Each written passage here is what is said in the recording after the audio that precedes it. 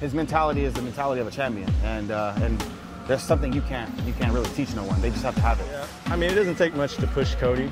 He pushes himself, but everybody like needs that once in a while, that little push, that little edge to get to that point where you're like, you've got to train past that fatigue.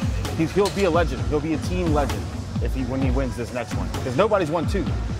Nobody will ever win 3 other than him.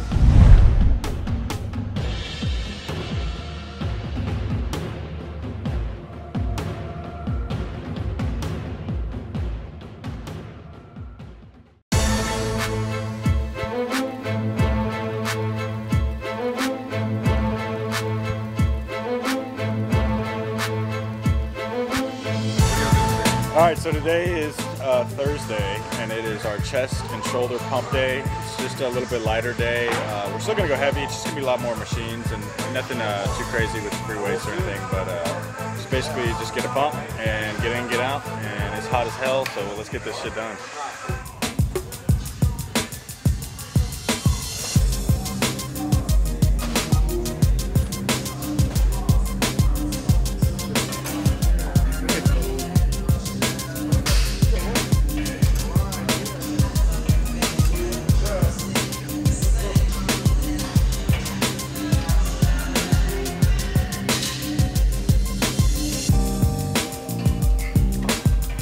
What's going on, MD Online? We are here. We just finished up a little video of a chest and pump day, showing you guys kind of a little bit of the latter part of my week each week. A little bit lighter weights, as you can see in the last few videos.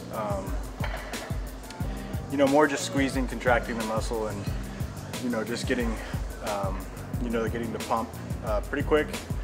I think that workout was about 1 hour and 15 with 3 people, so it doesn't take a long time, and I feel really pumped up. It's Thursday, so as you can tell in the video, I'm pretty flat. I do pretty much the same diet throughout the week, so towards the end of the week I'm just kind of running off fumes and getting through it, and then of course on the weekend do my update to Jonathan, and we see what we need to do as far as changing the diet or having a refeed or having a cheat meal, whatever that might be.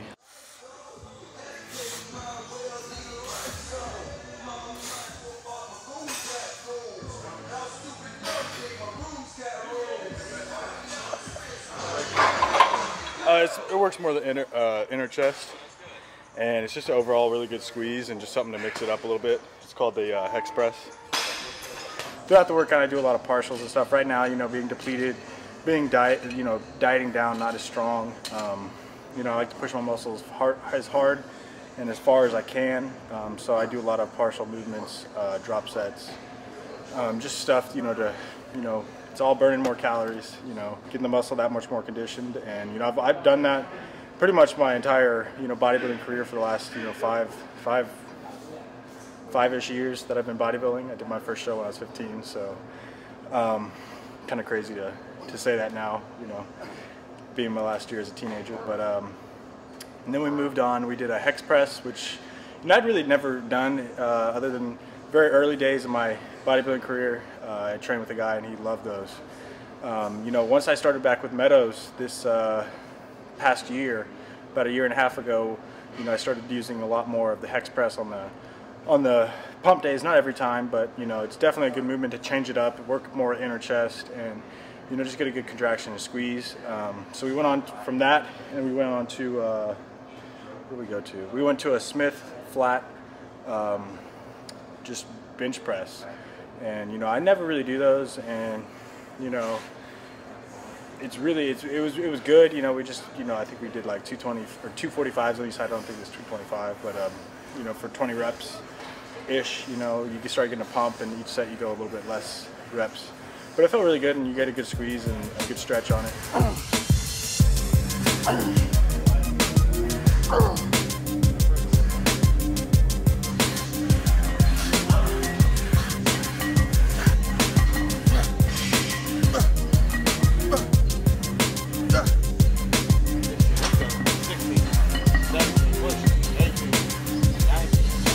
And then we finished finish off the chest with, we went back to the pec deck and we finished off there, just squeezing as much as we could. And then we just flipped it around, went to the reverse pec deck for rear delts. You know, I did like 3 or 4 sets of 30 reps on there. And, you know, towards the end, Andrew pushed on the stack, getting a little tension on the muscle, a little bit more than what the weight was.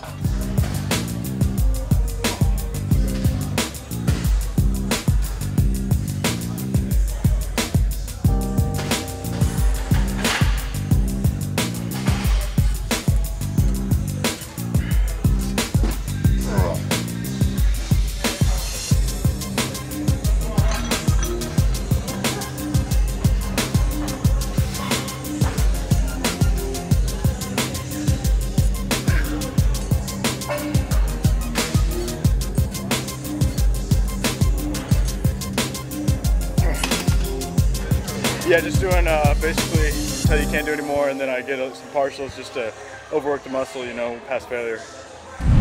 You use a lot of shoulders in your chest movements, a lot of incline and stuff. You know, with the mountain dog training, we have 2 chest days, which both those chest days have a shoulder day at the end of them. You know, and I've actually hit my shoulders probably by themselves like once, maybe in the last like 6 months. Just, you know, I just like one of my favorite body parts to train. But with the mountain dog training, you really don't do a lot of shoulders by themselves. It's just a lot more like purpose behind doing just a few exercises. You know, like a side, a rear, a front, etc. You know, because you're already using a lot of shoulder in your back movements and your chest movements, everything like that. So that's the theory behind it. Plus, I mean, it's kind of like training hamstrings with your quad. They're right next to each other, so the blood's right there. We can go straight into this and you get a good pump real quick. And then we moved on to just a press. We were pretty much done. You know, just wanted to pump it out and get a little bit out of our front delt. Even though my front delts were pretty pumped from the incline press that we had done on the hammer strength. So we finished off with that, just, you know, repped it out, squeezed, and that was pretty much the workout. You know, right now I'm sitting 6 weeks out from teen and collegiate nationals, feeling pretty good. You know, feeling like I should, I guess you could say. I'm not really feeling good, but you know, I feel like Jonathan and I have a game plan in place that, you know, is going to bring me into my all-time best, and, you know, that's all I can ask for. You know, everybody else can do what they want. When they get on stage, you know, I'm not worried about anybody else. You know, I'm just focused on myself and task at hand to bring myself in at the best I can. So, you know, come July, you know, if that happens, you know, and I'm the best I've been, you know, at 100% and not 80% like I was last year, then I'll be happy no matter what. So hope you guys enjoy all the videos and keep checking out MD Online.